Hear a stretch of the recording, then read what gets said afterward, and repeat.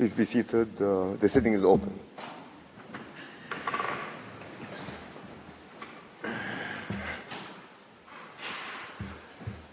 La Cour se réunit ce matin.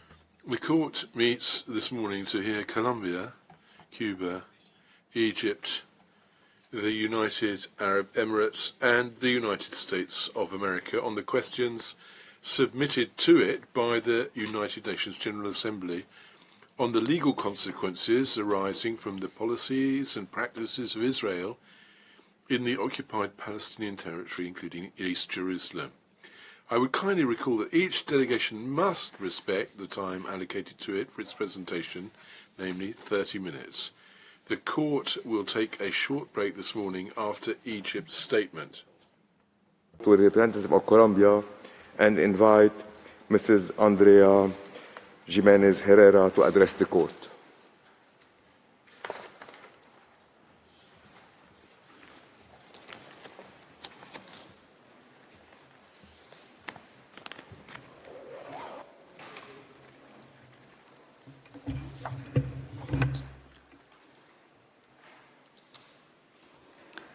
Mr. President, members of the court, it is a great honor for me to address the court on behalf of the Republic of Colombia in these proceedings.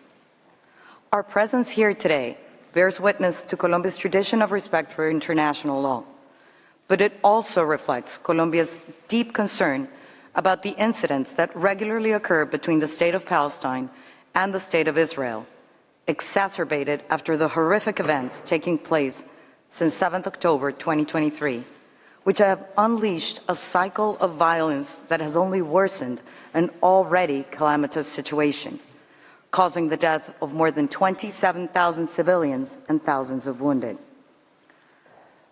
Colombia rejects any recourse to violence or unilateral acts that lead to a higher level of confrontation. We also believe that holding states accountable for violating international law, especially when their actions bring about dire humanitarian consequences, is a sign of respect for the rule of law. Colombia has expressed before and reiterates today that the occupation of the Palestinian territory is a violation of international law and is contrary to the principles enshrined in the Charter of the United Nations. Furthermore, as the court itself stated in the construction of a wall opinion, it is clear that both Israel and Palestine have the obligation to abide by international law and to respect and ensure respect for international humanitarian law and human rights law within the occupied Palestinian territory. Both states also need to implement in good faith all relevant Security Council and General Assembly resolutions. Additionally, Colombia fully shares the court's view in its advisory opinion on the construction of a wall to the effect that the United Nations and the General Assembly in particular need to redouble efforts to encourage a negotiated solution to the outstanding problems on the basis of international law and with the purpose of the establishment of a fully viable Palestinian state existing side by side with Israel and its neighbors, fostering peace and security in the region. Nearly 2 decades after that landmark decision was issued, and in light of the gravity of the current situation in the occupied Palestinian territory, the advisory opinion to be rendered by the court in these proceedings shall provide much-needed guidance to the UN system and third states in order to continue supporting both states, reaching a solution through dialogue and based on mutual respect. Colombia thus considers that through its advisory opinion, the court can contribute to clarifying the law, especially the rules governing the consequences of violations to peremptory norms of international law, namely rules of jus cogens and erga omnes obligations, and to specific legal regimes which are the concern of all of mankind. Mr. President, I will begin by referring to the issue of the jurisdiction of the court to render the requested advisory opinion. By virtue of Article 65, Paragraph 1 of the Statute of the Court, 2 requirements must be met for the court to have jurisdiction to give an opinion. 1, There must be a formal request from a body duly authorized by the UN Charter or in accordance to it to make such a request.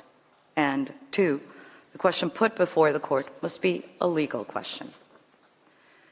It is undisputed that the General Assembly is one of the bodies authorized to make such a request in line with Article 96, Paragraph 1 of the Charter, and that the decision of the General Assembly to submit the questions contained in Resolution 77/247 was adopted in accordance with its rules of procedure and by the required majority. A significant number of states, member states, including Colombia, decided it was important for the General Assembly to receive guidance on the questions put to the court. Therefore, the request observes the first requirement. The second requirement, namely that the question put before the court be a legal one, is also complied with in the present case. Indeed, in your jurisprudence, particularly, for example, in the Nuclear Weapons Advisory Opinion, you've clarified that a question is a legal one when, and I quote, the court is asked to rule on the compatibility of the request with the relevant principles and rules of international law, end of quote. In other words, questions framed in terms of law and raising problems of international law, whereby the court is asked to identify and apply principles and rules of international law, qualify as questions of a legal character. Colombia considers that the questions raised in Resolution 77/247 are indeed framed in legal terms, since they request the court to determine the legal consequences arising from the policies and practices of the State of Israel, a member state of the United Nations, in the Occupied Palestinian Territory, including East Jerusalem, and to ascertain how those actions affect the legal status of the occupation. Those questions are to be answered through the application of rules of international law and therefore constitute legal questions which could form the basis of a request for an advisory opinion. Thus, in the opinion of Colombia, the court has jurisdiction to respond to the questions contained in Resolution 77/247. Mr. President, I will now focus on the question of propriety. In this respect, while Article 65, Paragraph 1 of the Statute of the Court gives the Court discretionary power to give or not an advisory opinion that has been requested from it, in its case law, the Court clarified certain important points, namely, first, that the Court may give an advisory opinion should be interpreted to mean that the Court has always a discretionary power to decline to give an advisory opinion even if the conditions of jurisdiction are met. And second, the Court is always mindful of the fact that its answer to a request for an advisory opinion represents its participation in the activities of the organization and, in principle, should not be refused. While certain states have expressed opposition to the request by the General Assembly, the reasons argued are, for the most part, quite similar to those dismissed by the court in its advisory opinion on the construction of a wall. In that case, the court decided to render the requested opinion as, in its own words, and I quote, differences of views on legal issues have existed in practically every advisory proceeding, end of quote. Colombia posits that the court's thorough reasoning then, soundly grounded on its long-standing jurisprudence, is directly applicable to the current request. Consequently, Colombia considers that the court should reach the same conclusion in the present proceedings. That is, that it can and will exercise jurisdiction, and that there are no compelling reasons for it to use its discretionary power not to render an opinion. Hence, Colombia invites the court to pronounce the law on the legal consequences arising out of serious breaches of peremptory norms of general international law and thus assist the General Assembly in the proper exercise of its functions, the United Nations in discharging its responsibilities in this matter, originating, as the court recalled, in the mandate and the partition resolution concerning Palestine, and all states who possess an interest in the protection of erga omnes obligations. Mr. President, an additional important circumstance that should be factored in by the court when deciding as to the propriety of rendering its advisory opinion is that the situation in the Palestinian occupied territory has changed drastically since the request was transmitted to the court in January 2023. On 7th October of the same year, Israel was the victim of a horrifying attack by Hamas. We all know the scale and the magnitude of Israel's reaction to the attack. The court itself has already been confronted with the veritable map of horror and devastation which the Gaza Strip has become as a result of the total war and scorched earth policies unleashed by the government of Israel. Indeed, in several passages of its order of 26 January concerning provisional measures in the case brought by South Africa against Israel on 29 December 2023, the court took judicial notice of some details of this dire situation. To quote just one of such passages in the court's own words, the court considers that the civilian population in the Gaza Strip remains extremely vulnerable. It recalls that the military operation conducted by Israel after 7 October 2023 has resulted, inter alia, in tens of thousands of deaths and injuries and the destruction of homes, schools, medical facilities, and other vital infrastructure, as well as displacement on a massive scale. The court notes that the operation is ongoing and that the Prime Minister of Israel announced on 18 January 2024 that the war will take many more long months. At present, many Palestinians in the Gaza Strip have no access to the most basic foodstuffs, potable water, electricity, essential medicines, or heating. End of quote. Evidently, the factual matrix of that case and the background of these advisory proceedings are not identical. And in particular, the request by the General Assembly has a wider scope than South Africa's application in at least two respects. One, in that the requested advisory opinion refers to the policies and practices of Israel in the whole Palestinian occupied territory and not only in the Gaza Strip. And two, in that it covers all actions that Israel carries out in such territory and not only the actions and omissions by state agents that, according to the applicant in the contentious case, amount to genocide. But the point remains that those policies and practices, which in Colombia's view contravene essential norms of international law, have taken a turn for the worse as a result of Israel's military campaign unfolding in Gaza. Today, a place of death and despair that, in the words of an impartial source, has simply become uninhabitable. Colombia respectfully submits that the court should not underestimate the fact that the situation in Gaza has become more deadly over the past months, and therefore the legal consequences of such actions must be even more serious today than in the world we were living before this bloodshed started.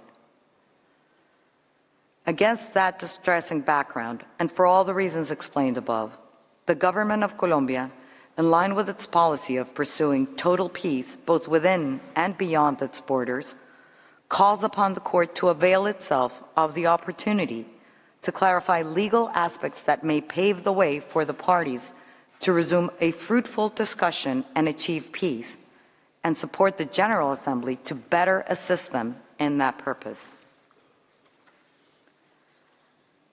Mr. President, let me address now the questions submitted to the court by the General Assembly. The questions relate to the legal consequences arising from Israel's ongoing violation of the right of self-determination of the Palestinian people as a result of its prolonged occupation, settlement, and annexation of the Palestinian territory occupied since 1967, and for all states and the United Nations from this ongoing occupation. In order for the court to rule on those questions, it must first determine, 1, whether Israel is violating the right of self-determination of the Palestinian people, and 2, whether Israel's prolonged occupation, settlement, and annexation of the Palestinian territory since 1967 is in violation of international law.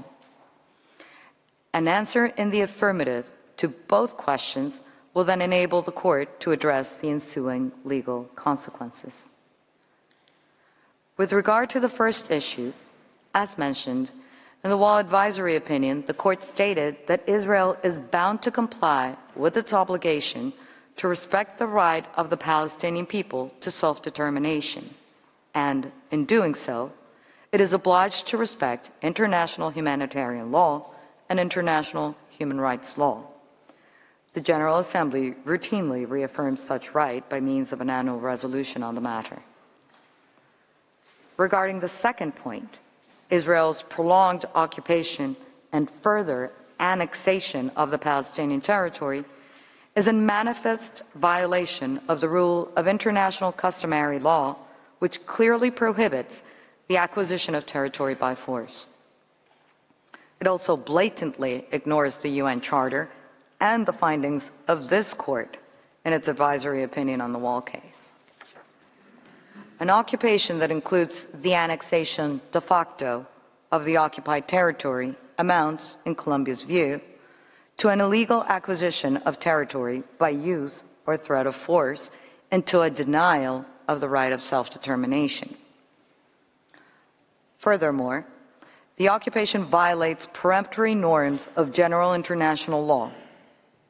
In addition, as the court recalled in its 2004 advisory opinion, Israel's policies and practices involving the establishment of settlements in the occupied Palestinian territory are contrary to the terms of Article 49, Paragraph 6 of the Fourth Geneva Convention, to which Israel is a party. Given that the Israeli occupation has, since its onset, been acquisitive in nature, and consequently, its policies and practices in furtherance of that occupation have resulted in imposed persecution, racial discrimination, and apartheid over the Palestinian people, it can only be found to be in breach of various international legal obligations incumbent upon Israel.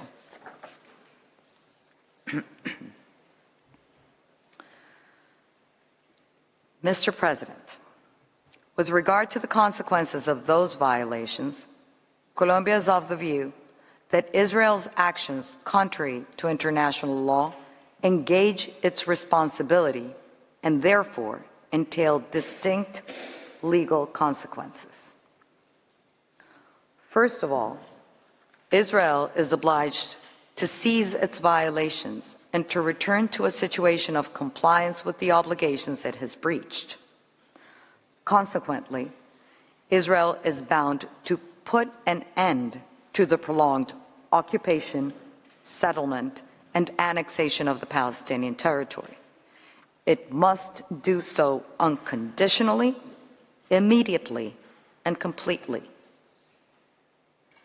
It must cease the continuing internationally wrongful acts and should offer appropriate assurances and guarantees of non-repetition. Israel also must respect international humanitarian law and international human rights law vis-à-vis the Palestinian people. Moreover, Israel must make reparations for the damage caused. The Court's jurisprudence on the essential forms of reparation and customary law is clear. Israel likewise has an obligation to compensate, in accordance with the applicable rules of international law, all natural or legal persons having suffered any form of material or immaterial damage as a result of its occupation upon the Palestinian territory. Israel also has violated erga omnes obligations, and as the court indicated in the Barcelona traction case, such obligations are, by their very nature, the concern of all states, and I quote, "In view of the importance of the rights involved, all states can be held to have a legal interest in their protection." End of quote. Given the character and the importance of the rights and obligations involved, it follows that all states are under an obligation not to recognize the illegal situation resulting from the occupation of the Palestinian territory. They are also under an obligation not to render aid or assistance in maintaining the situation created by such occupation. As the court has asserted, and I quote, "It is also for all states, while respecting the UN Charter and international law, to see to it that any impediment to the exercise by the Palestinian people of its right to self-determination is brought to an end." End of quote. Finally, Colombia believes that states must cooperate within the multilateral framework of the United Nations. In the present situation, the organization, and especially the General Assembly and the Security Council, should consider what further and urgent action is required to bring to an end the illegal situation resulting, in the instant request, from Israel's illegal occupation. The Court's guidance is crucial for that purpose. Mr. President, to conclude, Colombia respectfully calls upon the International Court of Justice to give the advisory opinion requested by the General Assembly. Ultimately, what is at stake here is ensuring the safety and, indeed, the very existence of the Palestinian people, bearing in mind the real and imminent risk of irreparable prejudice to the rights of Palestinians as a consequence of Israel's occupation, as has been fully documented by international agencies, United Nations organs, and even recently recognized by the court itself. As the court stated 2 decades ago, and one of its members recently recalled, and I quote, "The United Nations has a permanent responsibility towards the question of Palestine until the question is resolved in all its aspects in a satisfactory manner in accordance with international legitimacy." End of quote. And so does the court as the principal organ, judicial organ, of those United Nations.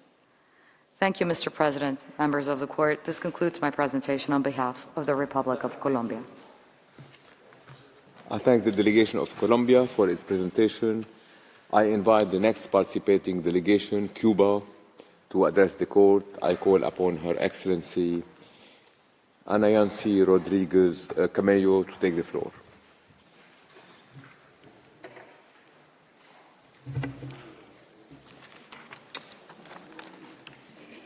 Good morning, Mr. President, distinguished members of the court. It is an honor for me to address you on behalf of the Republic of Cuba.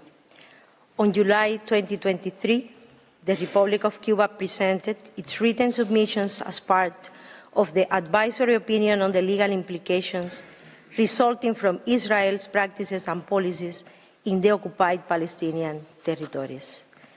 Our delegation appears before this solemn sitting as an expression of Cuba's genuine interest in and commitment to peace, and based on its historical and unconditional solidarity with the peoples that are subject to colonialism and foreign domination. The Palestinian people, its girls, boys, women, and civilian population as a whole continue to be massacred due to the illegal use of force by Israel, the occupying power.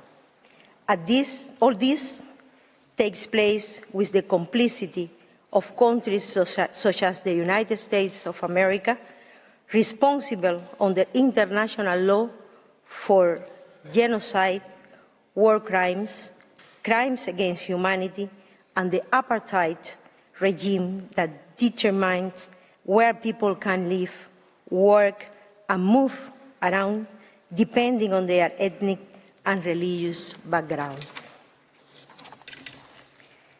Members of the court, we and you bear the high moral, historical, and legal responsibility to pronounce ourselves in a clear, transparent, and forceful manner on the ignominious situation of the Palestinian people and to demand international responsibility for what is happening in the occupied territories. The current context highlights the importance of the questions circulated by the UN General Assembly Resolution 77/247. The presentation of the Cuban delegation has been structured as follows. In the first part, we will discuss the essential legal elements that should serve as the basis for establishing the international responsibility of the occupying power and all other international actors involved. In the second part, we will focus on the legal implications and consequences that should be demanded for such internationally wrongful acts or omissions. Finally, on behalf of the Republic of Cuba, I will present our conclusion on these proceedings. Referring to the first part, the violation of the ban on the threat or use of force, equal rights, and free determination of peoples have been amply documented before the international community and this very court. Israel's occupation of Palestinian territories is an international wrongful act, the reiteration and duration of which aggravate the responsibility of the occupying power before the Palestinian people and the international community. The prohibition to acquire territories by threat or the use of force is a rule of customary international law with broad regulatory and jurisdictional recognition.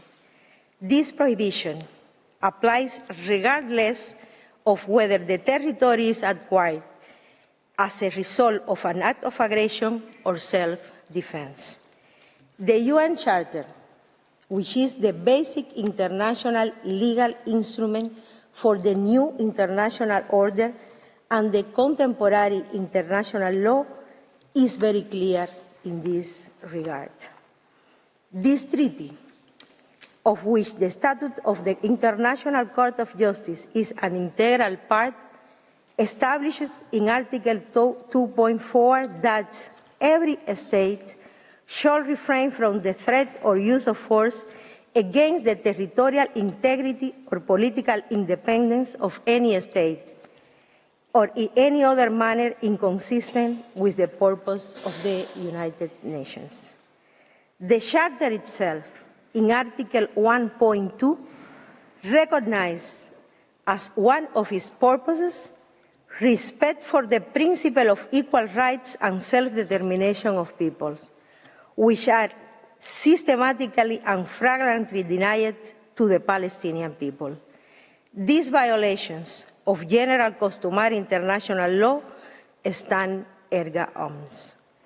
In relation to the specific question before the International Court of Justice, it should be pointed out that since the adoption of Resolution 242/1967 of the Security Council, it was agreed that Israel's armed force would withdraw from all the territories occupied during the 1967 conflict and that the 1949 Green Line would be recognized as the demarcation of the borders between Israel and Palestine.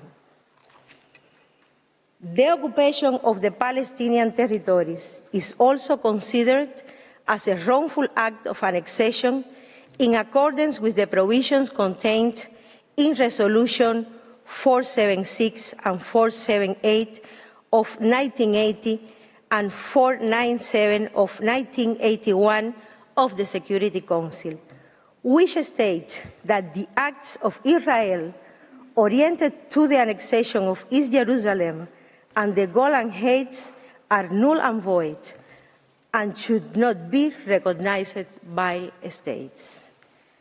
These spurious attempts have also included maneuvers to change the international status of the Holy See of Jerusalem. Some states not only recognize and accord legal status to Israel's policies and practices, but act with complicity and blatant impunity to prevent the international community, including the United Nations, from stopping the ongoing genocide. Under the declaration of the granting of independence to colonial countries and peoples, adopted by UN General Assembly Resolution 1514, the Palestinian people have the inalienable right to determine their own political, economic, and social destiny. This is in keeping with the recognition of equal rights and self-determination of peoples, peremptory norms endorsed in the UN Charter, the Human Rights Covenants, and the Declaration on Principles of International Law concerning friendly relations and cooperation among states, in conformity with the Charter agreed upon by UNGA Resolution 2625. The presence of Israeli settlements in the occupied territories, the forced changes to the demography of the Palestinian people through land occupation and forced displacement of people, the construction of the separation wall, the control exercised over their natural resources, and the restrictions imposed on their mobility undermine and deny the ability of Palestinians to exercise their right to self-determination. Israel is also in violation of Resolution 242/1967 of the Security Council and the Oslo Accords. These agreements state that no party shall commence or take any step that would modify the status of the West Bank and the Gaza Strip pending to the outcome of negotiations on the permanent status. The destruction and appropriation of property in occupied territories, which are not justified by military necessity and are carried out on a large scale, unlawfully and arbitrarily, constitute grave breaches of the Fourth Geneva Convention relative to the protection of civilian persons in time of war, and therefore constitute a war crime. The Palestinian question demands a clear statement on the legal implications resulting from the non-applicability and violations of the Fourth Geneva Convention. Land, sea, and air blockades constitute collective punishment and are extreme violations of freedom of movement and the enjoyment of economic, social, and cultural rights. Collective punishment is expressly prohibited by international humanitarian law and is incompatible with several international human rights law provisions. The written submission presented by Cuba to this court provides well-documented evidence, particularly the serious violations of the Convention on the Prevention and Punishment of the Crime of Genocide. The genocide against the Palestinian people is not limited to the current state stage of the extermination war by Israel. All this with the complicity of the United States of America, which prevents the international community from acting to protect the Palestinian people. The justification for fighting terrorism and exercising the right to self-defense are deceitful when they are raised by the aggressors themselves. The legal consequence of current and past events should not be analyzed in a fragmented manner. Taken as a whole, this institutionalized violence, which makes no distinction between civilians and combatants, is part of a broader policy that also includes, in a systematic and organized manner, massive confiscations of land and property, unlawful killings, extrajudicial executions, torture, administrative detentions, forced transfers, restriction on movement, and the denial of nationality and citizenship to the Palestinian population. There is also a discriminatory economic and cultural policy aimed at impoverishing the Palestinian population and denying the realization of their fundamental human rights. The International Court of Justice should make a general assessment of this situation so as to determine the legal implications resulting from it. In this regard, the Republic of Cuba believes that, rather than an obvious apartheid regime situation prosecuted as a crime against humanity, this is indeed an act of low-intensity genocide that is perpetrated with systematic and effective cruelty. To qualify Israel's action merely as acts of apartheid would leave out the implicit intention to exterminate the Palestinian people, either in part or as an ethnic and religious group to whom the right to self-determination is denied. In case there was any doubt about the arguments that Cuba presented to the court in its brief, the current situation that is taking place in the eyes of all confirms the ongoing genocide. Innocent victims, girls, boys, women, civilians in general, numbers in the thousands. For the Genocide Convention to apply, the life of one single victim or the incitement, attempt, or conspiracy to commit such acts would be enough.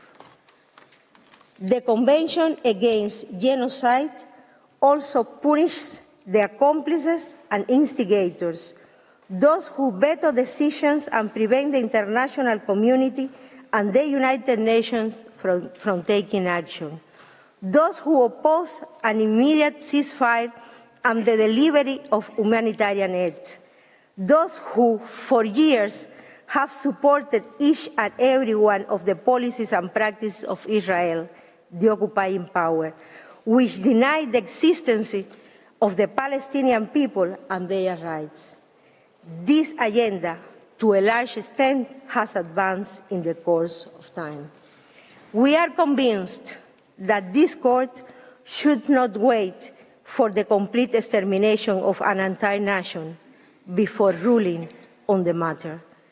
That was the intention of the UN General Assembly in requesting the advisory opinion. The terrible situation currently facing the Palestinian people is a reminder of the urgency of a clear and consistent statement on the questions submitted to the consideration of the court. Israel, the occupying power, and its allies must take responsibility for the legal implications resulting from the sustained non-compliance with the international law. Consequently, the analysis of the international responsibility of Israel should go hand in hand with the responsibility of the United Nations and the member states that hinder its actions, creating by sustained and continued omission an international wrongful act that aggravates and worsens a clear situation of violation of international law in the Palestinian occupied territories. There should be a clear and unanimous ruling by the Court that impartially and independently establishes the legal implications resulting from depriving the Palestinian peoples from their fundamental rights, including the right to life, freedom, and self-determination. Mr. President, members of the courts, related to the second part, added to the aforementioned international violations, there is the indolent attitudes of Israel, the occupying power, of ignoring the numerous resolutions and decisions adopted by the UN General Assembly, the Security Council, and the International Court of Justice. In this regard, and without intending to cover all issues, our brief to the Court contains a report on the violations of the aforementioned provisions. In line with the foregoing and all other relevant opinions that may be contributed by other states, the main legal implication from this violation, resulting from this violation of international law, should be the declaration of the international legal responsibility of Israel, the occupying power, and its accomplices. All this based on the series of conventional and customary primary rules of international law that have been violated by Israel. Likewise, the aforesaid responsibilities and legal consequences must be established for Israel and its accomplices, in accordance with the secondary rules of state responsibility for internationally wrongful acts contained in the draft articles of the International Law Commission as reflected in document A5610. It would be appropriate for the Court to provide in its advisory opinion that the international responsibility of Israel covers all illicit acts or omission of its state bodies, and those executed by persons or entities exercising powers of public authority, acting in the absence of official authorities or under the guidance or control of the occupying power. These secondary rules that govern the international responsibility of states clearly establishes the guidelines to determine the legal implication of the internationally wrongful act.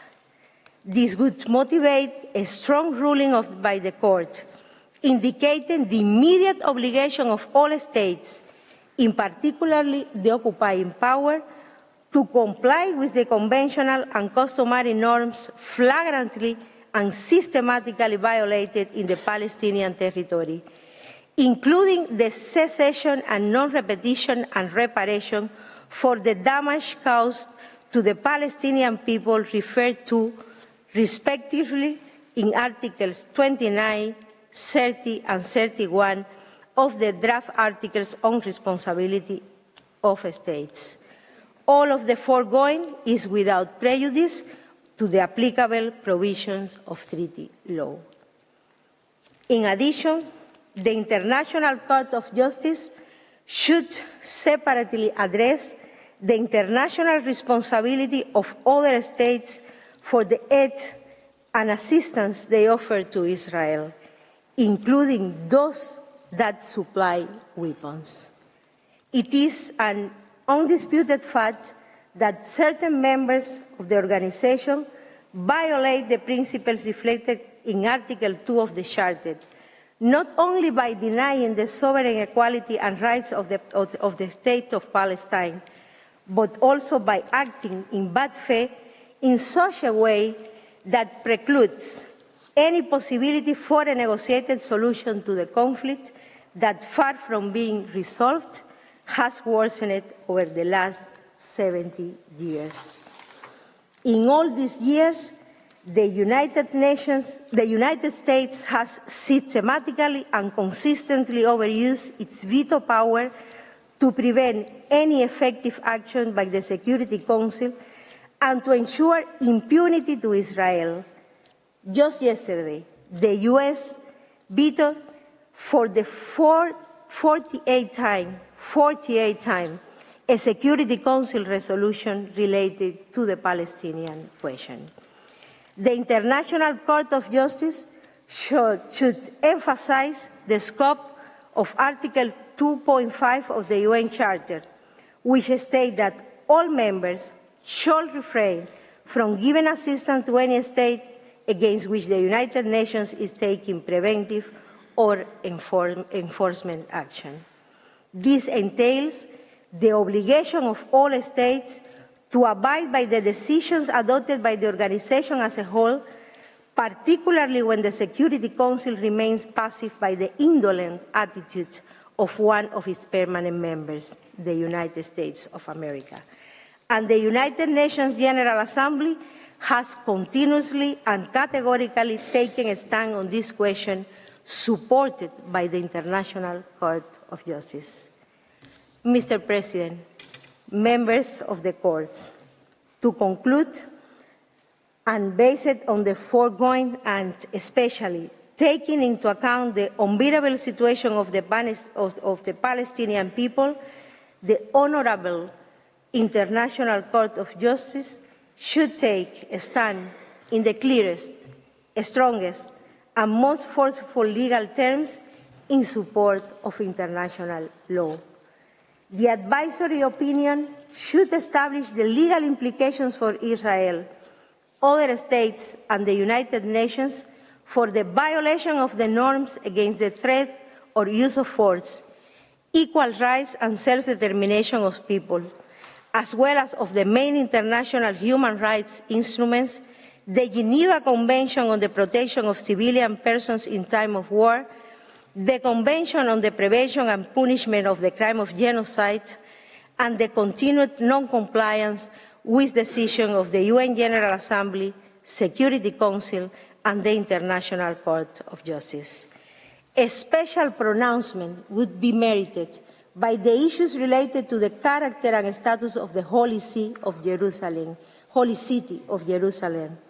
in light of the continuous violation by Israel and the regrettable inaction of the United Nations, a direct result of the abusive and irresponsible exercise of the veto privilege in the Security Council. The Court should carefully think about the legal implications of these actions or omissions. We understand that once the Court has declared the existence of a situation of violation of international law, for example, the commission of a crime of genocide, war crime, or crime against humanity, there should be clear legal implications for all states that act in a way that ignores or undermines the decision or opinion of the Court. Actions or omissions that support violations of general international law should be held to be incompatible with the exercise of any international privilege.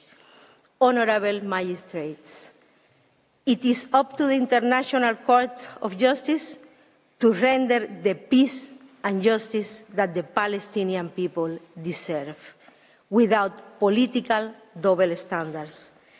That is the reason why the delegation of the Republic of Cuba respectfully requests the prompt issuance of an advisory opinion against the many years of genocidal impunity, clearly stating the international implications and responsibilities of those who, on one way or the other, contribute to the extermination of the Palestinian people.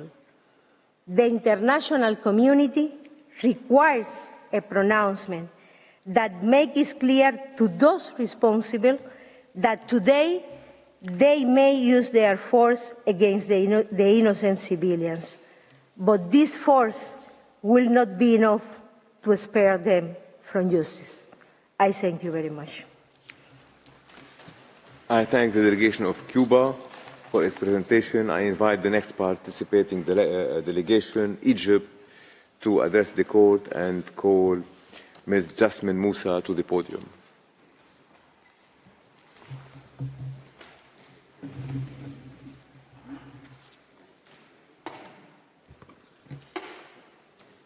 Mr. President, distinguished members of the Court, it is my great honour and privilege to appear on behalf of Egypt, of the Arab Republic of Egypt, in this advisory opinion of historical importance, in which the General Assembly is once again seeking the Court's guidance in respect of the question of Palestine. This comes against the backdrop of a 75-year history of displacement, dispossession, collective punishment, and daily, indiscriminate and systematic violence and human suffering of untold proportions. Mr. President, as we speak, Israel's brutal onslaught continues to rage in occupied Gaza, where 29,000 innocent civilians have been killed and almost 2.3 million people forcibly transferred and displaced in violation of international law.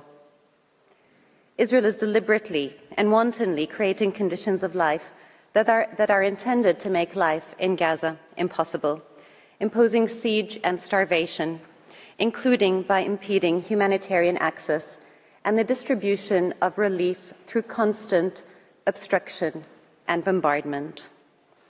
With the impending attack on Rafah, where 1.4 million people have sought refuge, Israel is continuing its policy of mass forcible expulsion of Palestinian civilians, all while the Security Council repeatedly fails to call for a ceasefire in callous disregard for Palestinian life. Simultaneously, Israel is continuing its illegal practices in the West Bank, scaling up attacks, access restrictions, punitive house demolitions, and supporting settler violence that has displaced entire communities. Increased settlement activity continues to erode the basis for a two-state solution, dimming prospects for a lasting peace in the region. These ongoing, grave violations of international law by Israel, the occupying power, are part of a wider policy that seeks to dispossess the Palestinians of their land and assert Israeli sovereignty over it. This is manifestly illegal and renders the occupation as a whole unlawful. It is shocking that at this critical moment, some states would rather see this court abscond its responsibility as the principal judicial organ of the United Nations by declining to render this advisory opinion. What message does this send about these states' respect for international justice and the rule of law? Mr. President, I will focus my statement on four main points, namely, number one, the Court's jurisdiction and competence, the legal framework for assessing Israel's prolonged and illegal occupation, which violates non-derogable principles of international law, the purported justifications of self-defense or military necessity, and finally, I will conclude on the legal consequences and a summary of Egypt's submissions.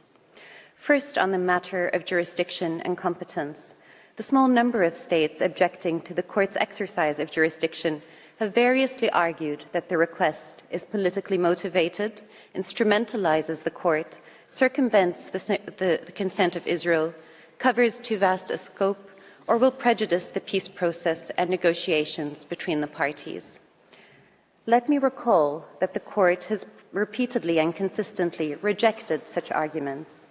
In the Kosovo advisory opinion, the Court did not concern itself with the motives which may have inspired the request or the political implications of its opinion.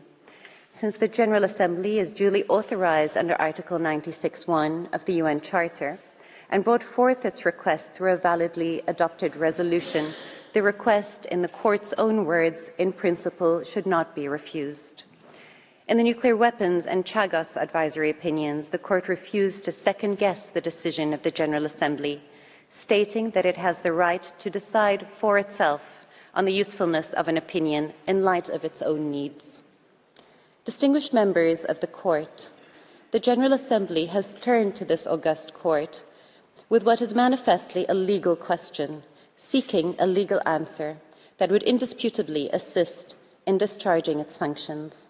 Allow me to recall that this very Court, in the Wall opinion, affirmed the UN's permanent responsibility for the question of Palestine until such time as it may be resolved in all its aspects in a satisfactory manner in accordance with international legitimacy. In the Wall opinion, the Court found no merit in the proposition, echoed by some in these proceedings, that the ongoing negotiations constituted a compelling reason to decline its competence. It reached a similar conclusion in the nuclear weapons advisory opinion after noting that its opinion would have relevance for the continuing debate on the matter in the General Assembly and would present an additional element on the matter.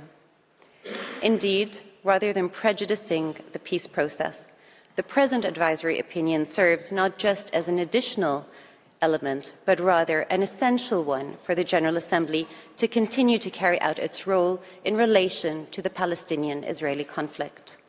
This is absolutely critical, given the complete absence of any real prospect for a peaceful solution. The Court could not possibly turn its back on this wealth of jurisprudence or disregard the many compelling reasons for it to honour the General Assembly's request. As summarized so aptly by the representative of Palestine, the Middle East region yearns for peace and stability and a just, comprehensive and lasting resolution to the Palestinian-Israeli conflict based on the principles of international law and the establishment of a viable Palestinian state on the pre-1967 lines, with East Jerusalem as its capital. The legal determination by the Court in the present advisory opinion is indispensable to guide the General Assembly and the international community to achieve this objective. Second, Mr. President, I turn to the question of the ongoing violation by Israel of the right of the Palestinian people to self-determination from its prolonged occupation, settlement and annexation of the Palestinian territory occupied since 1967. Distinguished members of the Court, Palestine has been subjected to the longest protracted state of occupation in modern history, as well as de facto and de jure annexation that confirm the unlawful nature of the occupation. Israel's persistent policy of implanting settlements in the West Bank and occupied Jerusalem for the purpose of creating facts on the ground and breaking up the territorial contiguity of the occupied territories is a blatant disregard for international law. 20 years ago, the representatives of the State of Palestine laid before this Court the facts of Israel's intensive settlement and colonization policy, which had, at the time, transferred 400,000 illegal settlers to the occupied Palestinian territories. Today, that number stands at 750,000, deliberately and permanently altering the status of the occupied territories. In addition to the policy of de facto annexation, Israel purported to annex East Jerusalem de jure through the basic law adopted by the Israeli Knesset in 1980, stipulating Jerusalem, complete and united, is the capital of Israel. The very limited number of states defending these policies advance two principal claims, namely that the legal status of occupation does not change if the occupation is prolonged or involves illegal violations of jus in bello, and that under jus ad bellum, Israeli occupation is lawful since, inter alia, relevant UN Security Council resolutions did not declare otherwise. Egypt submits that the proposition that occupation is merely a de facto situation whose legality cannot be called into question is seriously flawed. As highlighted by a number of participants, the legality of an occupation must be assessed by reference to the UN Charter and general international law. In fact, Israel's prolonged occupation violates a number of distinct legal regimes that exist and operate simultaneously and concurrently. These include, number one, the law of occupation, part of the jus in bello that was characterized by this court as intransgressible. Number two, the jus ad bellum, and the peremptory prohibition of the acquisition of territory through force. Number three, the principle of self-determination, also a peremptory norm of international law, described by this court as erga omnes and irreproachable in the East Timor case. And four, the fundamental prohibition of racial discrimination, segregation, and subjugation. It is against this legal framework that the legality of Israel's policies and practices in the occupied Palestinian territories must be assessed. First, with respect to the jus in bello, it is a fundamental principle of international law that an occupying power is prohibited from changing the status of the occupied territory, as well as its annexation in whole or in part. It is only entitled to exercise limited powers intended to be temporary in nature, with the aim of balancing between its own military needs and the protection of the local inhabitants. These are not rights bestowed on the occupying power, but rather limitations on its authority.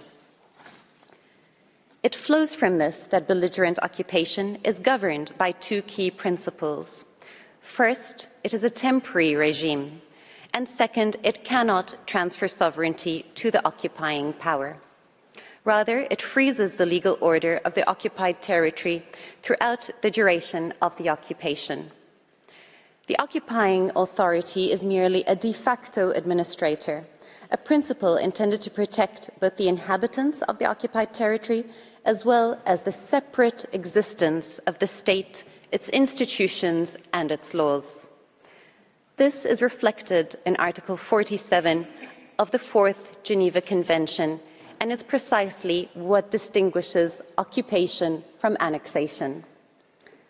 The prohibition of permanently changing the occupied territory extends also to its demographic component.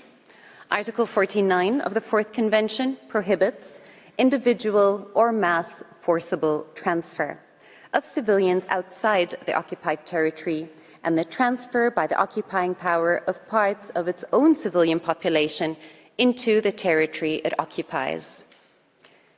According to the 1958 commentary, this was intended to prevent a practice adopted during the Second World War by certain powers, which transferred portions of their own populations into occupied territory for political and racial reasons and in order, as they claimed, to colonize those territories.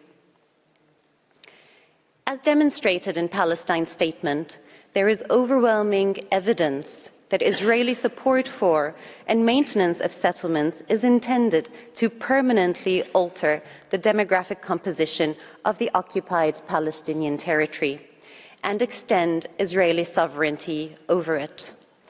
This is coupled with Israel's mass forcible transfer and forced displacement of the Palestinians in Gaza through its illegal evacuation orders and indiscriminate use of force, which has been labeled by the UN Special Rapporteur on the situation of human rights in the occupied Palestinian territory as ethnic cleansing. It should be highlighted that Article 49 not only prohibits forced transfers, but also, in the court's own words, and I quote, any measures taken by an occupying power in order to organize or encourage transfers of parts of its own population into the occupied territory.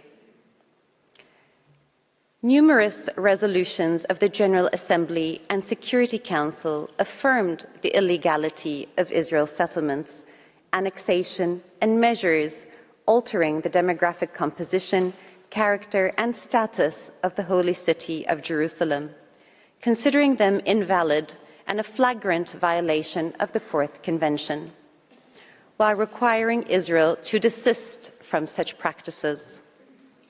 Security Council Resolution 298 stated, and I quote, all legislative and administrative actions taken by Israel to change the status of the city of Jerusalem, including expropriation of land and properties, transfer of population, and legislation aimed at the incorporation of the occupied section, are totally invalid and cannot change that status. The Council also declared in relation to Jerusalem in Resolution 478 of 1980 that Israeli legislative and administrative measures are null and void and must be rescinded forthwith. Israel remains in defiance of these and subsequent resolutions, including Resolution 2334 of 2016 and numerous General Assembly resolutions, in addition to the provisions of the Geneva Conventions previously described. Israel's prolonged military rule and its strategic settlement policy, considered a national value under Israeli legislation, is essentially a systemic de-Palestinianization of the occupied territory, including Jerusalem, intended to permanently change its demographic characteristics and enhance its Jewish component, thereby achieving the de jure and de facto annexation of that territory. This leads to the conclusion that Israeli occupation is, in fact, an illegal annexation, conquest, and de facto colonial endeavour. Mr. President, the second legal principle by which the legality of Israel's occupation is to be assessed is Article 2.4 of the UN Charter, which prohibits the acquisition of territory through force, one of the most fundamental principles of the post-UN Charter era. The vast majority of states participating in these proceedings submit that Israeli occupation, by virtue of its permanence, de jure and de facto annexation, manifestly violates the principle of inadmissibility of acquiring territory through force. Only one state has attempted to justify Israel's actions by contesting the Palestinians' title to the occupied territories and justifying Israel's territorial expansion as the product of a defensive war. Egypt submits that these claims have no basis in fact or in law, and seek to derail the court by raising issues outside the temporal scope of this request.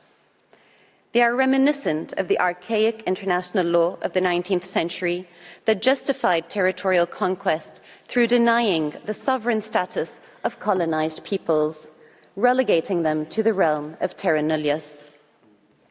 There is also no support for the proposition that Israel was acting defensively in 1967. International law recognizes neither preemptive nor preventive self-defense, and the terms of the UN Charter on this matter are clear, requiring an armed attack to occur in order to trigger the right of self-defense. Israel's attack in 1967 was therefore not a defensive but an aggressive war. Even if the claim of self-defense were valid, which clearly is not the case, a decades-long occupation is not reconcilable with the customary international law conditions of necessity, immediacy, and proportionality. In any event, the issue is a moot one, as it is universally recognized that a state may not gain title to territory through any use of force, regardless of its purported legitimacy. These claims also find no basis in Security Council Resolution 242, which unequivocally recognized the inadmissibility of acquiring territory through force, demanding Israel's withdrawal from territories occupied in the recent conflict, and emphasizing the duty of all states to act in accordance with Article 2.4 of the Charter. Resolution 242 was reaffirmed by Resolution 338, while the inadmissibility of territorial acquisition through force was confirmed in at least 9 subsequent Security Council resolutions. In fact, Resolution 471 clearly stated, as far back as 1980, the overriding necessity to end the prolonged occupation of the Arab territories occupied by Israel since 1967, including Jerusalem. In Egypt's view, it is clear that under international law, the territorial status of the West Bank, including Jerusalem and the Gaza Strip, cannot lawfully be altered through armed conflict. Israel's protracted occupation, which is coupled with measures to permanently change the demographic characteristics of the occupied territory and annex part of the land de facto and de jure in violation of the cardinal principle of the prohibition of the acquisition of territory through force, is therefore illegal per se and an ongoing violation of international law. Distinguished members of the Court, the third legal principle against which Israel's conduct must be assessed is self-determination. Egypt submits that Israel's indefinite occupation amounts to a nullification and denial of the Palestinian people's inalienable right to self-determination. It is indisputable that this right, enshrined in Article 1(2) of the UN Charter and both human rights covenants, is a cardinal principle in modern international law. Its erga omnes character, confirmed by the Court in the East Timor case, entails that all states and international organizations have a legal interest and a duty in respecting and protecting this right. This Court already affirmed in the Wall Advisory Opinion the applicability of this right to the Palestinian people. Mr. President, Israel's indefinite occupation of the Palestinian territories is, as a whole, inconsistent with the principle of self-determination and breaches three salient aspects of this principle. First, it obstructs the Palestinian people from freely determining their political status, achieving independent statehood, sovereignty, and the right of return. Second, it deprives Palestinians of their right to pursue their economic, social, and cultural development.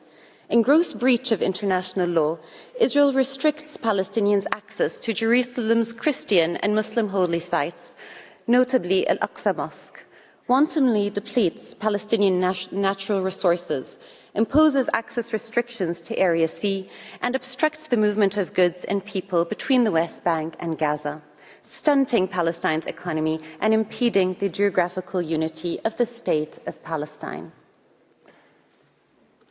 Third, the fragmentation and dismemberment of the occupied territories through Israel's settlements policy, the wall, and measures of de facto and de jure annexation are a blatant violation of the fundamental principle of the integrity of the self-determination unit. The territorial unit of Palestine includes both the West Bank, including the holy city of Jerusalem, and the Gaza Strip. Although Israel withdrew its forces from Gaza in 2005, it still retains effective control by, inter alia, exercising complete control over Gaza's airspace and territorial waters, the flow of people and goods in and out of Gaza, the Palestinian population registry, the tax policy, and transfer of tax revenues. Israel's continuing military incursions into Gaza, including the ongoing brutal assault, indicate Israel's continuing authority over the territory. Together, the West Bank and Gaza constitute a single territorial unit. This has been confirmed by numerous Security Council resolutions which refer to Gaza as an integral part of the territory occupied in 1967 and of the Palestinian state under the two-state solution. Egypt firmly denounces the ongoing obstruction of the Palestinian people's inalienable, permanent, and unqualified right to self-determination, a violation, as argued by Palestine, that is an essential feature of Israel's prolonged occupation. One only needs to look at Israel's vicious wholesale destruction of Gaza today, after years of imposing the medieval methods of siege and blockade, to realize the extent of Israel's transgression of this principle. Israel's prolonged occupation is therefore illegal per se, and is an ongoing internationally wrongful act that must be immediately brought to an end by Israel by immediately ending the occupation. The fourth legal principle against which Israel's conduct must be assessed is the fundamental prohibition of racial discrimination, segregation, and subjugation. On a daily basis, under occupation, Palestinians face institutionalized discrimination and segregation under a dual legal system applying different laws to Palestinians and Israelis. Israeli military orders in the occupied territories entrench racial discrimination between Palestinians and Israeli settlers. Israel also implements de facto and de jure measures of racial discrimination, including in the areas of detention, criminal justice, housing, land confiscations, and house demolitions. How can such practices, which have been described by a number of participants as crimes against humanity, how can they be consistent with any notion of human rights and human dignity in the 21st century? Israel is under an obligation to repeal all such legislation that maintains its systematic, oppressive, and institutionalized policy of racial discrimination and segregation against the Palestinian people, and to cease all discriminatory policies and practices. I now turn to whether self-defense or military necessity may justify Israel's prolonged occupation. The argument that a state may exercise self-defense against a territory under its own military occupation and effective control is counterintuitive, particularly since the occupying state has the authority and even the obligation to ensure public order and safety in the occupied territory. In the Wall advisory opinion, this court found that Article 51 of the Charter, which recognizes the inherent right of self-defense, had no relevance, as the acts invoked by Israel were acts arising out of the occupied Palestinian territory, which is under Israeli effective control and not imputable to another state. Egypt finds no reason for the court to depart from this considered opinion in the current proceedings. The court also rejected the justification of military necessity. The modern conception of military necessity is strictly limited to the contexts in which it is expressly recognized. It is thus already considered in the formulation of the obligations set out in humanitarian conventions, some of which expressly exclude reliance on military necessity. For example, no military necessity qualification is permitted under Article 49, paragraph 6 of the Fourth Geneva Convention, which prohibits the transfer of any part of the occupying power's civilian population into an occupied territory. This cannot be justified as a safety measure taken by Israel in the exercise of its prerogatives as an occupying power. According to the legal maxim, ex injuria jus non oritur, one should not be able to profit from one's own wrongdoing. Israel thus cannot invoke self-defense to maintain a situation created by its own illegal conduct or to justify violations of peremptory norms of international law. Distinguished members of the court, for how much longer do the Palestinian people need to wait before they are able to exercise their legitimate rights under international law? For how much longer will the United Nations continue to manage the humanitarian impacts of Israeli violations without addressing their root cause? History will judge us for how we respond today. Egypt respectfully submits that the court should advise the General Assembly that, number one, the prolonged Israeli occupation is, per se, a continuing violation of international law for its breach of, number one, the jus in bello, number two, the prohibition of the acquisition of territory through force, number three, the right to self-determination of the Palestinian people, and number four, the prohibition of racial discrimination, segregation, and subjugation. Second, Israel, as the wrongdoing state, is obliged to make full reparation through restitution, compensation and satisfaction, either singly or in combination, by ceasing immediately and unconditionally its unlawful occupation of Palestinian territory and rescinding the associated unlawful policies and practices of annexation, settlements and discriminatory legislation. 3, all states have a duty not to recognize the illegal situation created by Israel's ongoing violation resulting from its prolonged occupation, settlement and annexation of the occupied territory, and not to render aid or assistance in maintaining that situation. Mr. President, the consequences of Israel's prolonged occupation are clear, and there can be no peace, no security, no stability, no prosperity in the Middle East without upholding justice and the rule of law for the Palestinian people. I thank you. I thank the delegation of Egypt for its presentation.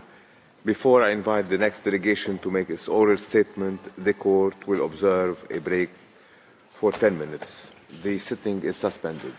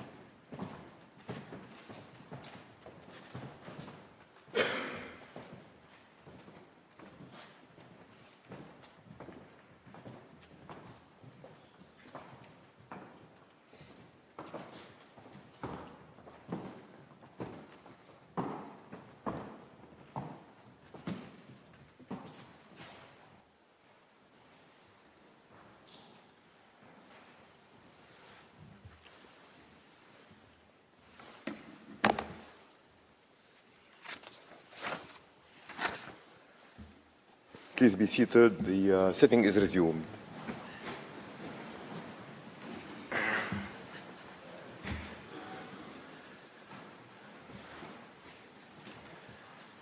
I now call upon the delegation of the United Arab Emirates to address the court and invite Her Excellency Lana Nusaybi to take the floor.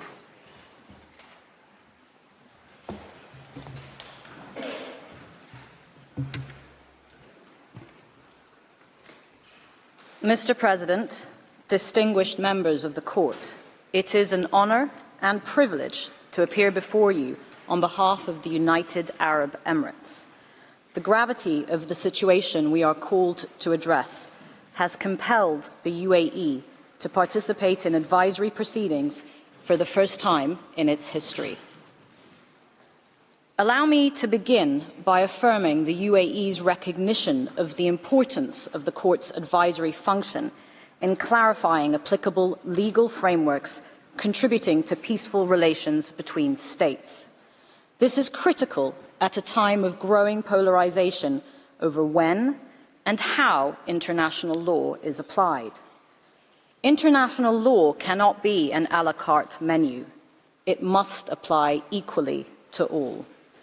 And it is all the more essential in the long shadow cast by the Palestinian question, an injustice that has persisted for more than 7 decades, and which implicates the most fundamental principles of the international system, of self-determination, of human rights, and of our most basic and universal yearning for peace, justice, and freedom. By responding to the General Assembly's request to render an advisory opinion, the Court will tangibly assist the Assembly's proper exercise of its functions in relation to the question of Palestine. It will also contribute to achieving a peaceful and just resolution of the conflict, included in the preservation of the parameters of the two-state solution, to which Member States have collectively subscribed. This is vital not only for Palestinians and Israelis, but for peace and stability in our region and beyond. The UAE strongly believes that the only path to that just and lasting peace is through the fulfillment of the long-denied right of the Palestinian people to self-determination with an independent and sovereign Palestine based on the 1967 borders, with East Jerusalem as its capital, living side by side with Israel. That right to self-determination and the duty of every member of the international community to cooperate in its fulfillment was expressly recognised in this Court's advisory opinion of 2004. Mr. President, rather than repeat the UAE's written statement of July 2023, I will elaborate on 5 key points here today. My first point addresses the significance of this advisory opinion to the realisation of the two-state solution. In so doing, I wish to respond to the claim that in providing an advisory opinion, the Court would hinder the negotiating process. I will then direct my second submission to the deteriorating situation in the Occupied Palestinian Territory since the written stage of these proceedings. Third, I will devote some time to East Jerusalem and Israel's violations there, including its annexation of territory and its undermining of the legal and historic status quo. Israel's violations in the West Bank, in East Jerusalem, and in the Gaza Strip imperil the two-state solution. The conclusion that flows from these violations is that Israel's occupation is illegal. This will be my fourth point.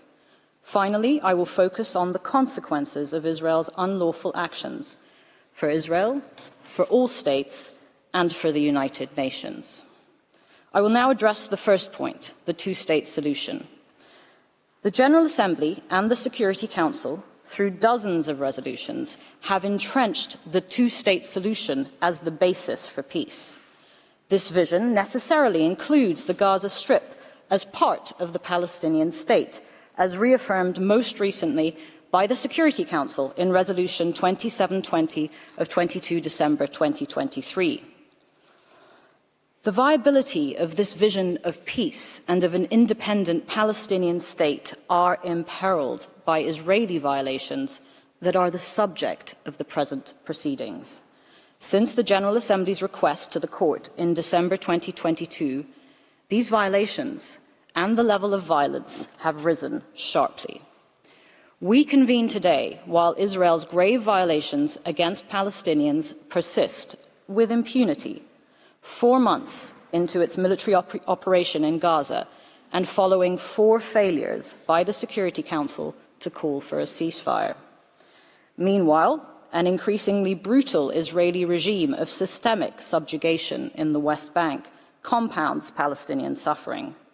The horrors that have unfolded over the last few months, the 7th of October attack on Israel, the destruction of the Gaza Strip, and the oppression in the West Bank underscore the desperate need for realizing the two-state solution. In the context of this grim reality, the Court's advisory opinion is appropriate, it is urgent, and it is necessary. Far from prejudicing the negotiating framework, the Court's opinion will reinforce the contours of the two-state solution. Indeed, that solution must be consistent with international law. In the Wall opinion, the Court recognized that a negotiated solution and the establishment of a Palestinian state alongside Israel must be on the basis of international law. This is also what the Security Council reaffirmed most recently in Resolution 2720. These pronouncements make clear that a negotiating process could not and must not lead to a result that is contrary to international law. And it is self-evident that a negotiating process that results in the contravention of peremptory norms of general international law would be void. By their very nature, peremptory norms are non-negotiable. The fact that a solution is negotiated does not mean that it should not be principled. By responding to the questions posed by the General Assembly as regards Israel's violations and their consequences, the Court will be advising on legal questions directly relevant to the two-state solution. In so doing, the Court will aid efforts to realize the right of the Palestinian people to self-determination. This could not be more pressing. Moreover, as the State of Palestine observed in its oral statement on Monday, the Court's exercise of its advisory function can and has served to advance deadlocked negotiations, as occurred with its Chagos opinion. There is a similar need for the Court's advice on the Palestinian question, which is characterized by prolonged stalemate and frustrated negotiations, while Israel continues to change facts on the ground. Mr. President, the 56 years of occupation of Gaza and the West Bank, including East Jerusalem, have been shaped by Israel's consistent, grave violations against the Palestinian people. The UAE is confident that the Court has before it ample evidence to assist its identification of those violations and determination of their legal consequences. As I turn to my second point, I will outline briefly how the situation has severely deteriorated since July 2023. Under international law, the Gaza Strip is occupied territory. Gaza is also one of the most densely populated places on Earth. For over 4 months now, and after enduring 17 years of blockade, its population of over 2.2 million has been under siege, faced with severe restrictions on water, food, and other essential goods.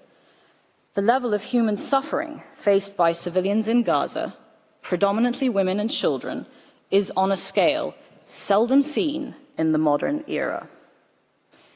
Israel's indiscriminate attacks on the Gaza Strip have caused massive civilian casualties and the extensive destruction of homes, schools, and hospitals. Some 75% of Gaza's total population is displaced. I note here, Mr. President, the latest orders issued to the Israeli Defense Forces to plan for the evacuation of Rafah ahead of another military offensive. That offensive would leave the approximately 1.5 million displaced Gazans taking refuge in the city with nowhere to go. These plans have been met with the international community's resounding rejection. Israel has imposed a policy of collective punishment against the Palestinian people in violation of Article 33 of the Fourth Geneva Convention.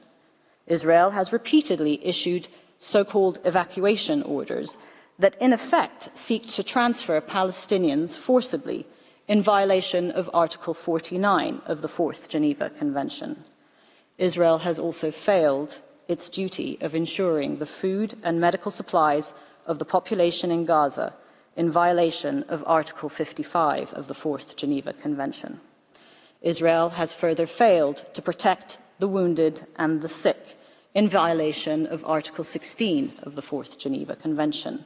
Each passing day is met with further violations of international humanitarian law. And while the eyes of the world are trained on its brutal military operation in Gaza, Israel's violations in the West Bank have intensified. As submitted to the court, a number of Israeli acts in the West Bank, including East Jerusalem, constitute grave breaches under the Fourth Geneva Convention. Israel's conduct also violates the right of the Palestinian people to self-determination, which lies at the heart of these proceedings. 2023 was by far the deadliest year for Palestinians in the West Bank since the United Nations began keeping records, more than tripling the previous high in 2022. 2023 also saw the highest levels of settler violence yet recorded by the United Nations. The freedom of movement of Palestinians has been severely impacted, including for Palestinian farmers seeking to harvest their lands in the West Bank. Demolitions of Palestinian property have also reached their highest levels. This puts into stark relief the magnitude of this latest iteration of the Israeli settlement enterprise that erodes key components of the Palestinian people's right to self-determination, including the denial of access to ancestral lands and control over natural resources. In addition, there has been an intensification of Israeli settlement construction that undermines the viability of the two-state solution. According to the Secretary General, 2023 saw the highest reported level of Israeli approvals and support for settler housing in the West Bank, including East Jerusalem. I raise these recent developments to underline that the violations at the core of the questions posed by the General Assembly are not static. After decades of violent dehumanization, dispossession, and despair, the breaches resulting from the Israeli occupation in all parts of the occupied Palestinian territory are worsening at an alarming pace. I will now focus on Israel's long-standing violations in East Jerusalem. Jerusalem is a city of unique cultural and religious depth and texture that has occupied, through history, a place at the crossroads of cultures and civilizations. The city of Jerusalem has the unique feature of being sacred for all three Abrahamic religions and is home to a host of holy places. This feature has put a special imprint on the city's character, and the international community has accordingly underlined the need to preserve Jerusalem's unique spiritual and religious dimensions. If Jerusalem has, throughout its long history, represented one thing, it is tolerance. In the words of UNESCO, more than any other place in the world, Jerusalem embodies the hope and dream of dialogue between cultures, civilizations, and spiritual traditions, a dialogue through which mutual understanding between peoples may flourish. Such is the unique historical nature of Jerusalem that an Israeli official once cautioned that anyone depriving Jerusalem of these contrasts, anyone upsetting the equilibrium by trying to make one factor predominant over another, would make Jerusalem cease to be herself. Jerusalem is a place of enormous significance to hundreds of millions of people worldwide. On account of their artistic, religious, and historical value, the Old City and the holy places are of exceptional importance to all humanity. Jerusalem's unique character has given rise to specific legal obligations as regards the rights of religious communities, including specific guarantees of access to the Christian, Jewish, and Islamic holy places. Since 1757, it has been the case that whoever holds Jerusalem is bound by this legal and historic status quo. As early as 1948, the Security Council urged all governments and authorities concerned to take every possible precaution for the protection of the holy places and of the city of Jerusalem, including access to all shrines and sanctuaries for the purposes of worship. The concerns that motivated the Council then still remain. In 2023, the Security Council called for upholding unchanged the historic status quo at the holy sites in Jerusalem, in word and in practice. Israel has, in agreements with Jordan and with the Holy See, committed to the historic status quo and freedom of access to the holy places in Jerusalem. In the Wall opinion, the Court relied on such bilateral agreements, observing that they were part of the specific guarantees of access to holy places. It is therefore gravely disconcerting that Israel has taken and continues to take measures which undermine the special character of Jerusalem and erase its cultural heritage. Israel is in breach of its obligations by repeatedly interfering with the holy places and hindering freedom of access to them. Since the start of the occupation in 1967, Muslims and Christians have been impeded from worshipping at their holiest sites. Also in breach of the historic status quo are Israel's excavations in Jerusalem. Excavations and tunneling, particularly in and around the Old City, imperil its historical, cultural, and religious character. The works are carried out despite the serious risks to the integrity of Muslim and Christian holy places. The General Assembly has determined that these acts are flagrant violations of the Fourth Geneva Convention. Turning to the question of settlements, the ring settlements in East Jerusalem contribute to the further isolation of the city from the rest of the occupied Palestinian territory. They thereby undermine the viability of East Jerusalem as the capital of an independent Palestinian state. This is fast becoming a fait accompli. Mr. President, Israel's measures to extend its administration and laws to East Jerusalem are inconsistent with the most fundamental tenets of the law of occupation and the right to self-determination. Indeed, Israel's administration of East Jerusalem constitutes annexation of territory on which the Palestinian people have the right to self-determination. International law is unequivocal in this respect. All measures by Israel that affect or aim to alter the status of East Jerusalem are null and void and have no legal effect on its status.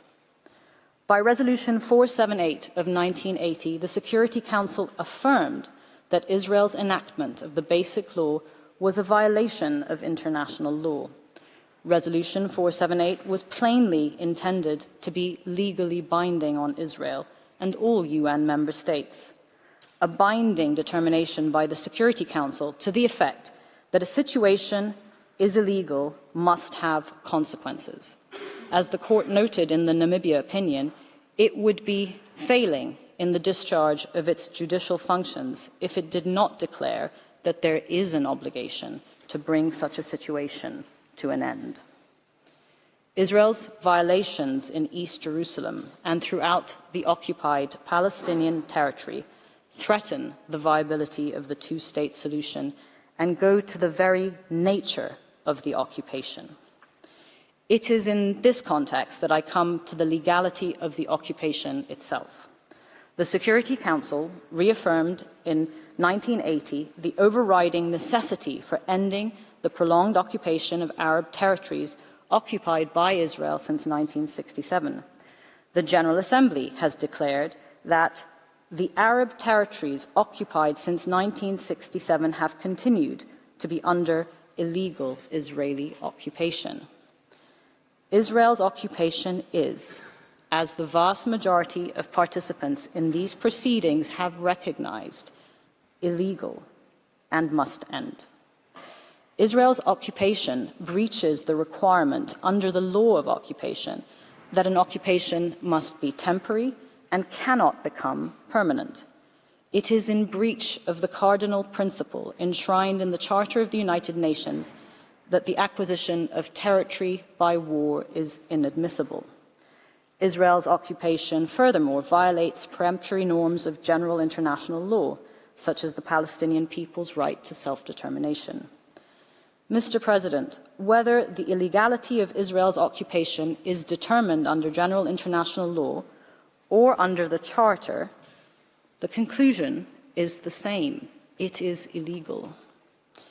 Israel's illegal acts cannot remain without consequence, which takes me to my last point. Mr. President, distinguished members of the Court, I will now address the legal consequences of the ongoing violations by Israel. I wish to draw the Court's attention to the obligations identified by the Court in the Chagos and Wall opinions. First, Israel has, inter alia, an obligation to comply with the primary obligations it has breached, an obligation to ensure cessation of those breaches, and an obligation to make reparation for the damage caused by those breaches. Let me illustrate these obligations with a few examples. This means that Israel must cease all policies and practices impeding the exercise of the Palestinian right to self-determination, and repeal all laws and regulations that aim to alter the demographic composition, character, and status of East Jerusalem. It also means that Israel must ensure freedom of access to the holy places and respect the legal and historic status quo. This means that Israel must comply with all its obligations as the occupying power in the occupied Palestinian territory, in East Jerusalem, the West Bank, and the Gaza Strip.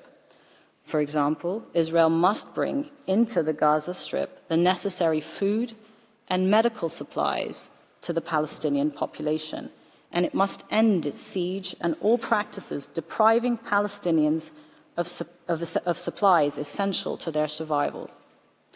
In practical terms, it must mean a ceasefire. It also means that Israel must stop its so-called evacuation orders and forcible transfers of Palestinians.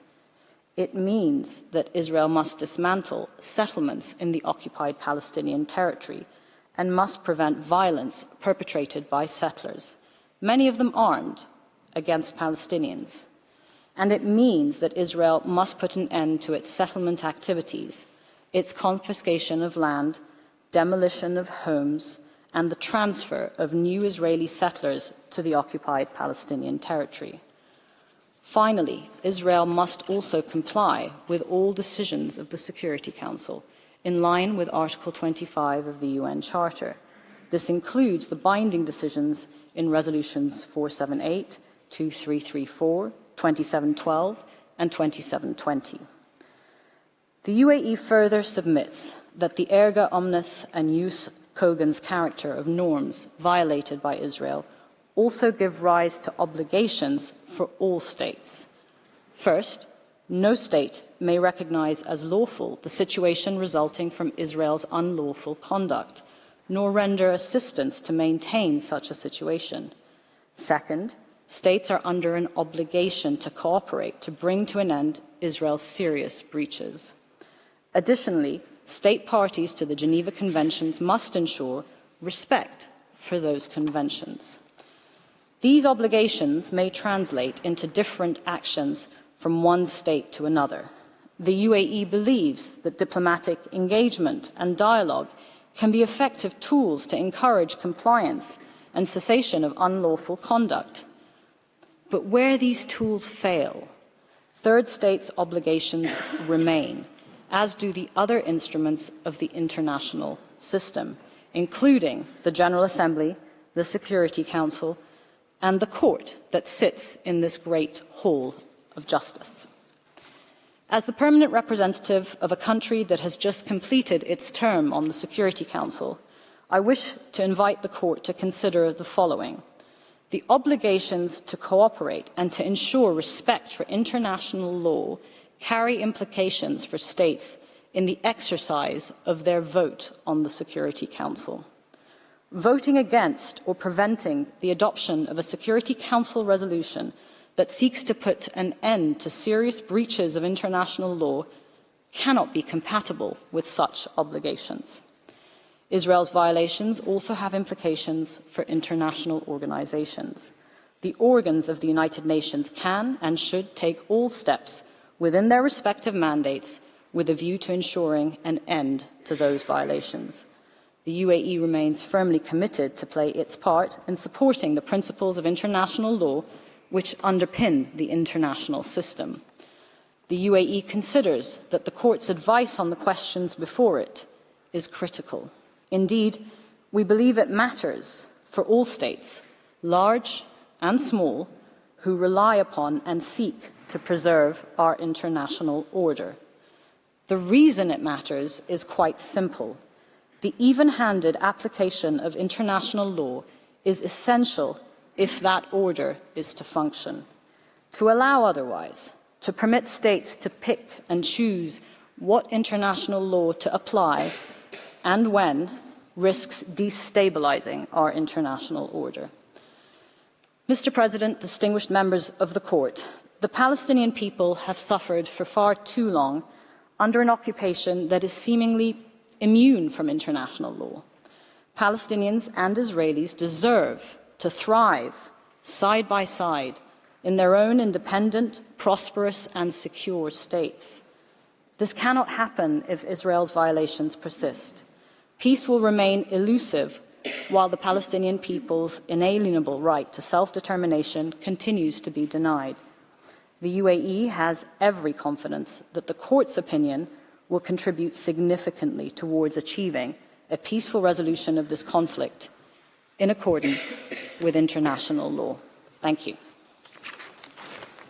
I thank the delegation of the United Arab Emirates for its presentation. I invite the next participating delegation, the United States of America, to address the court. I call upon Mr. Richard Vizek to take the floor.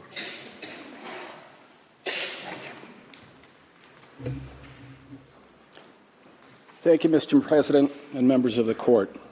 I am honored to appear before you today on behalf of the United States of America. The court has a serious and difficult task before it. In the time since the General Assembly first requested this advisory opinion, the international community has confronted the horror of the terrorist attacks of October 7, including the taking of hostages who have yet to be released, and the ongoing conflict between Israel and Hamas, which has had severe, widespread, and tragic consequences for Palestinian civilians in Gaza. Violence, including extremist settler violence, also surged in the West Bank. The United States, along with others, is engaging intensively with the Palestinians, with Israel, and with other states in the region and within the United Nations, not only to address the current crisis, but to get beyond where we have been, namely to advance a political settlement that will lead to a durable peace in the region that includes lasting security for Israelis and Palestinians and a path to Palestinian statehood. The Security Council and the General Assembly remain convinced that the Israelis and Palestinians must take the steps necessary to resolve their conflict and create such an enduring peace. These principal organs of the United Nations have laid out and continue to endorse the path to achieve that peace through the principles first articulated in Security Council resolutions 242 and 338. Those resolutions are the core of the established framework within which the Court should address the legal questions before it. This Court's advisory opinion will have consequences for the parties to the conflict and for the ongoing efforts of all of those working to achieve a durable peace. It will do so for the Security Council, which bears primary responsibility for maintenance of international peace and security. It will do so for the General Assembly, which requested the Court's advice. And it will do so for the other members of the international community. Throughout the tumultuous and often violent history of the Israeli-Palestinian conflict, the United Nations has been consistent in its support for the proposition that a comprehensive, just, and lasting peace requires negotiations between the parties to the conflict. As the Court can see in the submissions before it, there is broad international support for achieving a negotiated solution to the conflict that will give rise to a Palestinian state, a solution in which two peoples live side by side with equal measures of freedom, security, opportunity, and dignity, and which results in broader regional integration and stability with respect for the right of all states to live in peace within secure and recognized borders. It is for these reasons that the United States encourages the Court to ensure that its opinion preserves and promotes the established framework and the prerogatives of the principal political organs of the United Nations to identify the appropriate measures to address this particular matter of international peace and security. Mr. President, members of the Court, it will not be possible in this statement to address every assertion or underlying assumption, including those with which the United States disagrees. Instead, my statement today will proceed in two parts. First, I will discuss the established framework set forth and endorsed by the Security Council and the General Assembly, as well as the widespread recognition that the parties must return to that framework as the pathway to durable peace. I will then address guiding considerations for the important role the Court should play in preserving and promoting that framework. Mr. President, members of the Court, the first time the General Assembly sought this Court's advice in relation to the Israeli-Palestinian conflict, the Court recognized that, and I quote, "This tragic situation can be brought to an end only through implementation in good faith of all relevant Security Council resolutions, in particular Resolutions 242, adopted in 1967, and 338, adopted in 1973.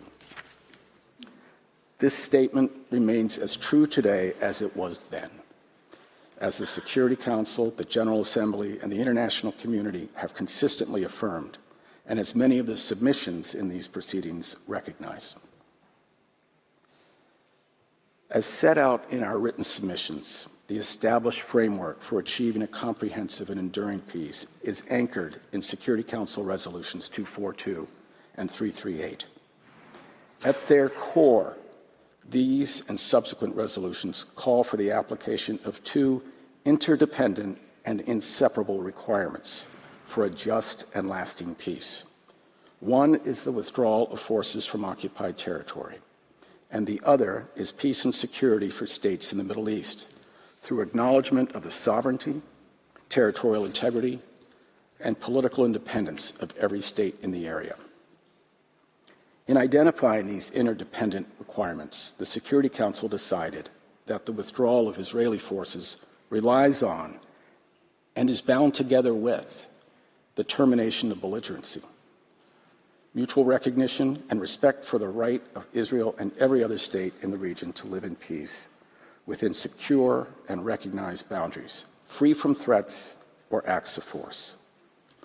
This principle is referred to by both the Security Council and the General Assembly as land for peace.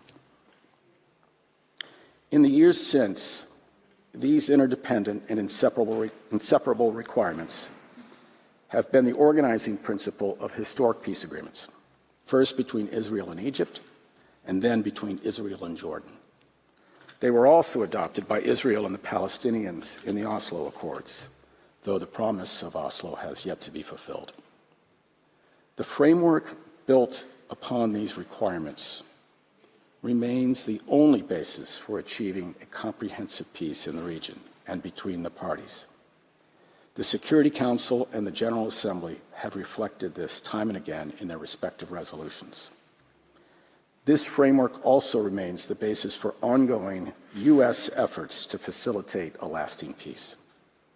Earlier this month, U.S. Secretary of State Blinken traveled to the region for the 5th time since October 7 and discussed the sets of commitments that all parties would need to make.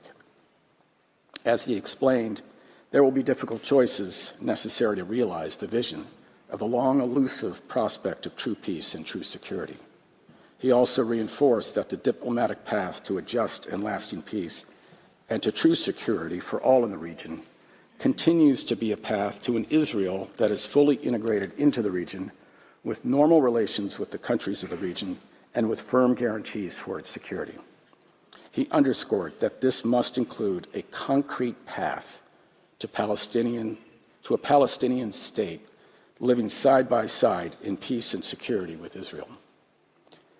The United States is not alone in this effort to achieve and sustain the goal of the established framework that the Security Council and the General Assembly have created and continue to endorse.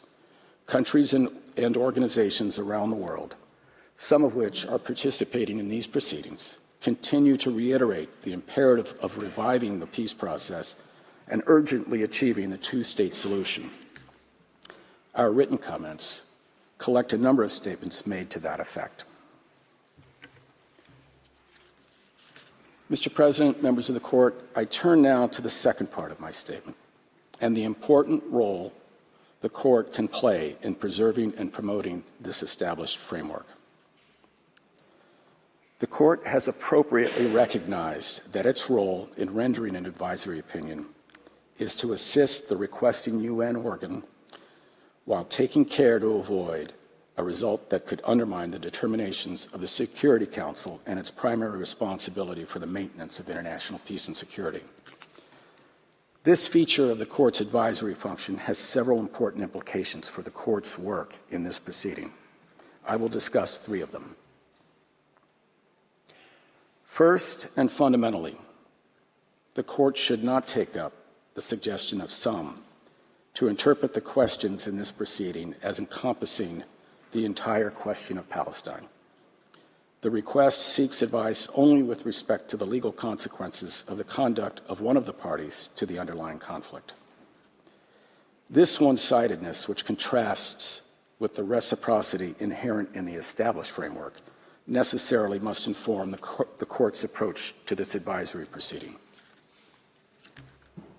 Second, contrary to the assertions of some participants, in calling for the Court to take this measured approach to the question referred, the United States is by no means suggesting there is no role for the Court, nor is it the position of the United States that the Court must refrain from considering violations of international law or the legal consequences thereof. Participants who have said as much have misunderstood us. Our argument is grounded in respect for the UN Charter and the roles and responsibilities assigned to the UN's principal organs. The Court's advisory function was designed to assist the UN's principal political organs in the proper performance of their respective functions. In exercising its advisory role, the Court must necessarily consider the extent to which the Security Council and General Assembly have taken action to address the matter of international peace and security, particularly where, as here, they have directly and repeatedly endorsed a specific framework for achieving peace. None of the Security Council's resolutions have suggested altering or departing from this framework. In fact, as recently as late December, the Council, in Resolution 2720, reiterated its, and I quote, unwavering commitment to the vision of the two-state solution, where 2 democratic states, Israel and Palestine, live side by side in peace within secure and recognized borders, consistent with international law and relevant UN resolutions, end quote. And at around the same time, the General Assembly likewise stressed in Resolution 78/192, quote, the urgency of achieving without delay an end to the Israeli occupation that began in 1967 and a just, lasting, and comprehensive peace settlement between the Palestinian and Israeli sides, based on the relevant resolutions of the United Nations, the Madrid Terms of Reference, including the Principles of Land for Peace, the Arab Peace Initiative, and the Quartet Roadmap to a permanent two-state solution to the Israeli-Palestinian conflict. International law has a central and important role to play here. Within the established framework, the Security Council itself, including in recent resolutions 2172 and 2720, has demanded that all parties comply with their obligations under international law, including international humanitarian law. And within the framework, the Council has also sought to remove obstacles to the achievement of a two-state solution, including the establishment of civilian settlements, destruction of infrastructure, demolition of homes, and the failure to prevent acts of terrorism. The Council has likewise emphasized that the parties should be held to their commitments. For example, Security Council Resolution 1850 notes the irreversibility of the bilateral negotiations between the parties and urges, and I quote, an intensification of diplomatic efforts to foster in parallel with progress in the bilateral process, mutual recognition and peaceful coexistence between all states in the region in the context of achieving a comprehensive, just, and lasting peace in the Middle East.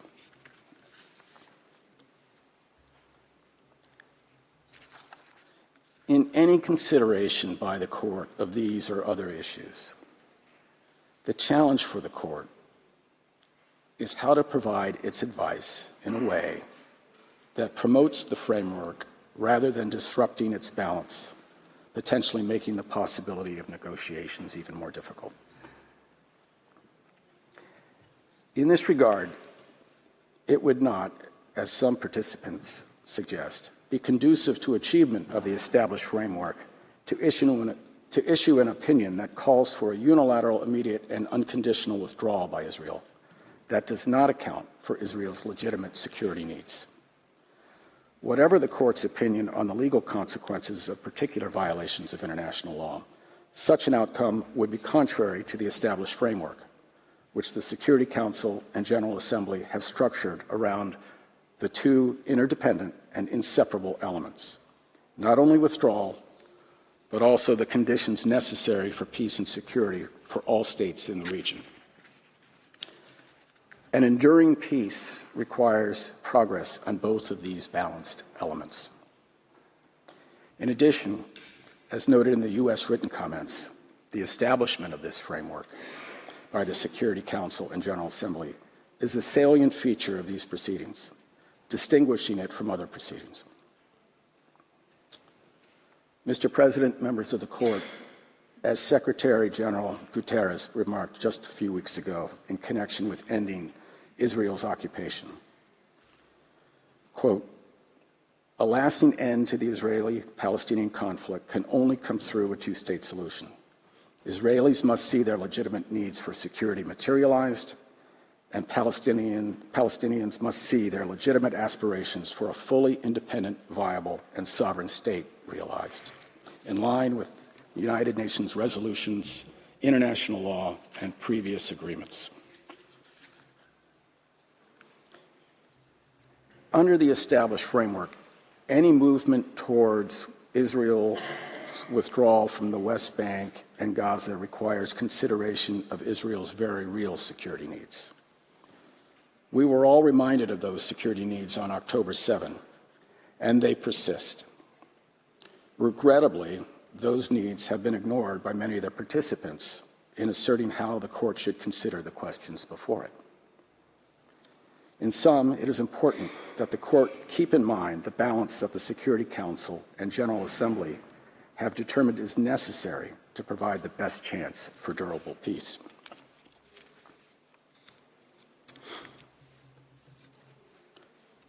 Mr. President, members of the Court, I turn now to my third point.